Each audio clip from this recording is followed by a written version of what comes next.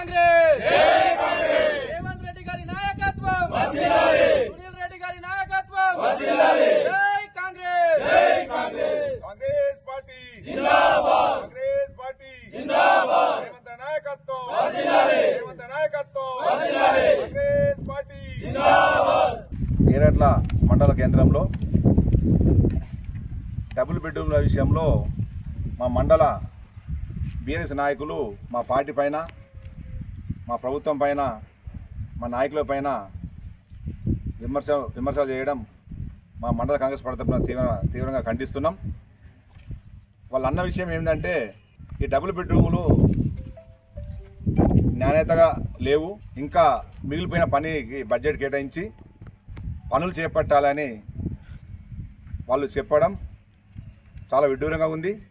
ఎందుకంటే మీరు మీ అధికారంలో బీఆర్ఎస్ అధికారంలో ఉన్నప్పుడు అప్పటి ఎమ్మెల్యే మరియు అప్పటి మంత్రి ఇప్పుడున్న కూడా ఎమ్మెల్యే ఆనాడు మీ అధికార పార్టీ ఉన్నప్పుడు ప్రశాంత్ రెడ్డి గారు గృహ నిర్మాణ శాఖ మంత్రి ఇక ఉండే, అంటే దీనికి ఈ డబుల్ బెడ్రూమ్కి సంబంధించిన శాఖ ఆయన పరిధిలో ఉండే.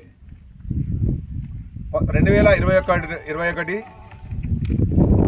10వ తారీఖు 7 నెలల ఇక్కడ భూమి పూజ చేయడం జరిగింది.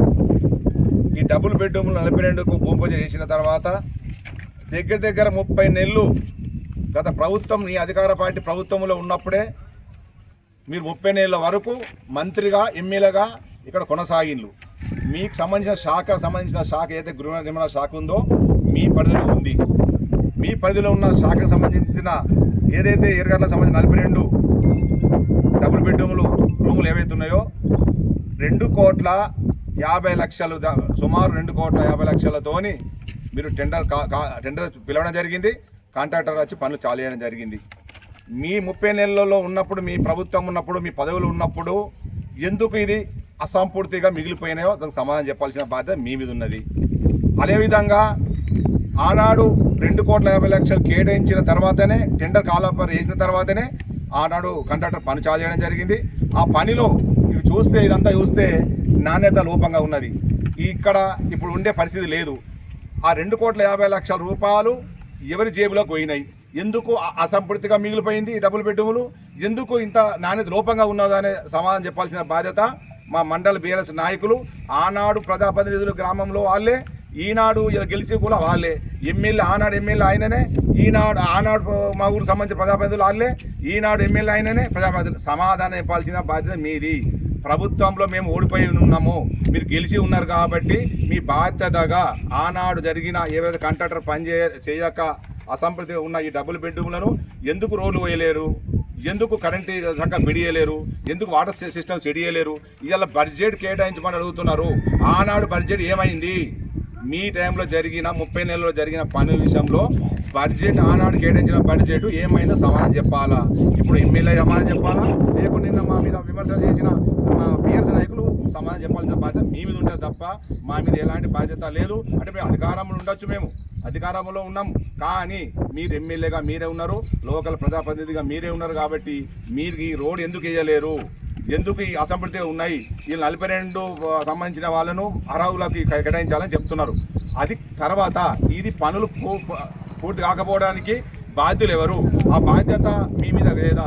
మీకు ఏదైతే కాంట్రాక్టర్ పని చేయలేడో ఆ కాంట్రాక్టర్ పైన ఏ చొరవ తీసుకున్నారు, ఏ చర్య తీసుకున్నారు, ఎందుకు ఈ అసంపూర్తిగా ఉన్నాయో అని చెప్పి సమాధానం చెప్పాల్సిన బాధ్యత మీ మీద ఉన్నది.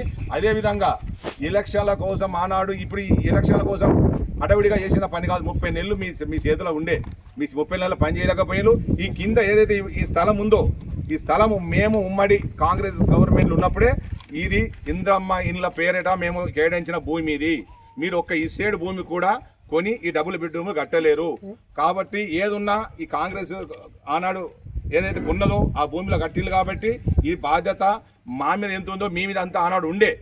కానీ మీరు ఏం చేసిండ్రు? ఈ భూమిని ఏదైతే ఉందో ఆనాడు ప్రభుత్వ సంబంధించిన మండలి అవుతుంది కాబట్టి మండలకు సంబంధించిన ఆఫీసులు కార్యాలయాలు కావాలని చెప్పి ఆనాడు ఈ భూమి ఉంచడం జరిగింది. కానీ మీరు బలింతం చేసి ఒక ఇస్టేట్ భూమి కొనకుండా ఎక్కడ కూడా కొనకుండా మీ ప్రభుత్వంలో ఇక్కడ ప్రభుత్వ కార్యాలయాలు కట్టే ప్లేస్లో డబుల్ బెడ్రూమ్లు కట్టారు. ఓకే, కట్టారు, కానీ అసంపూర్తిగా ఎందుకు మిగిలిపోయింది? ఎందుకు ఎవరి జేబులకు ఆ కాంట్రాక్ట్ పైసలు పోయినాయో మీరు చెప్పాల్సిన బాధ్యత మీ మీద ఉన్నది. అదేవిధంగా ఎలక్షన్ ముందు కరెక్ట్ 3 నెలల ముందు మీరు ఇంకో శాఖ మంత్రి ఏది రోడ్డు భవనాల శాఖ మంత్రిగా ఉన్నారు ప్రశాంత్ రెడ్డి గారు. మీరు ఏరగట్ల వర్షకొండ మధ్యలో ఉన్న తీగల వాగుపై బ్రిడ్జిపై 5 ఏళ్ళు మంత్రిగా ఉన్నప్పుడు ఆ మంత్రికి సంబంధించిన మంత్రిగా ఉన్నప్పుడు మీకు ఆలోచన రాలేదు. కానీ 2 నెలల ముందు ఎలక్షన్ల ఓట్ల కోసం మీరు భూమి చేసి శిలపలకం వేసిలు. ఆ శిలపలకం కూడా ఇక్కడ ఉన్నది, మీరు పోయి చూడొచ్చు. మీరు ఆనాడు 3 కోట్ల చిల్లర ప్రతిపాదన పంపిళ్ళు, అది భూమి చేసిళ్ళు. ఆ 3 కోట్ల చిల్లర ప్రతిపాదన వేసిన తర్వాత ఎందుకు టెండర్ వెళ్ళలేరు, ఎందుకు ఆర్థిక ఫైనాన్స్ క్లియరెన్స్ ఇప్పించలేరు? ఇవన్నీ మీరు అప్పుడు ఎలక్షన్ల కోసం స్టంట్ తప్ప ఇలా దాన్ని మీరు ఏదో రాజకీయం చేసి మేము మంజూరు చేసిన మీరు పని ఎత్తలేరు, ప్రభుత్వము మీదున్నదని చెప్పడం కరెక్ట్ విధానం కాదు. మీరు ఎమ్మెల్యేగా గెలిచినావు, మేము ఎమ్మెల్యేగా ఓడిపోయినాం. మీరు సర్పంచ్గా గెలిచిండ్రు, మేము సర్పంచ్గా ఓడిపోయినాం. అయినా కానీ మా బాధ్యత మేము మర్చిపోతలేము. మా బాధ్యతగా మేము ప్రభుత్వ పరంగా ఏ పథకాలు రావాలో సాధ్యం వరకు మేము తెచ్చే ప్రయత్నం చేస్తాం. మీ బాధ్యత ఏంది? ఎమ్మెల్యేగా, ఆనాడు మంత్రిగా, ఈనాడు ఉన్న మీ ప్రజాప్రతినిధులుగా మీ బాధ్యత ఏందో మాకు ఇక్కడ ఎర్రగడ్ల మండల ప్రజలు తెప్పాల్సిన బాధ్యత మీకు ఉంటుంది. కాబట్టి నేను ఇప్పటికైనా చెప్తున్నా, కాపాడదార్తి బీఆర్ఎస్ నాయకులకు చెప్తున్నా, మీరు చేసే పని చెప్పండి. మా మీద అనవసరం బురద జల్లి మా పార్టీని బదనం చేసే ప్రయత్నం చేస్తే ఎవరు ఇక్కడ ఊకుండే పరిస్థితి లేదు. మీరు మీ ప్రభుత్వంలో ఉన్నప్పుడు మీరు ఆనాడు ఉన్నారు కాబట్టి ప్రతి పని మీ మీద పేలు చూపుతుంది. కాబట్టి మీరు అనవసరంగా నిన్న మమ్మల్ని గెలికింది కాబట్టి మేము ఇలా మాట్లాడే పరిస్థితి వచ్చింది. కాబట్టి మీ బాధ్యత మీరున్నది. మేము దీనికి సంబంధించిన ప్రభుత్వ ఉద్దేశంలో దీనికి సంబంధించిన విషయంలో మేము ఏదైనా అర్హులు అన్నారో అర్హుల లిస్టు పక్కా తయారు చేస్తాము, ప్రభుత్వ దృష్టి తీసుకెళ్తాము. దానికి సంబంధించిన వ్యవహారాలు మేము చూసుకుంటాం. కానీ మీరు దీనికి డబ్బులు పెట్టి ఆగిపోవడానికి కారణం ఏందో మీరు తప్పగా సమాధానం చెప్పాల్సిన బాధ్యత మీ మీద ఉంటుందని చెప్పి సందర్భంగా హెచ్చరిస్తున్నాను.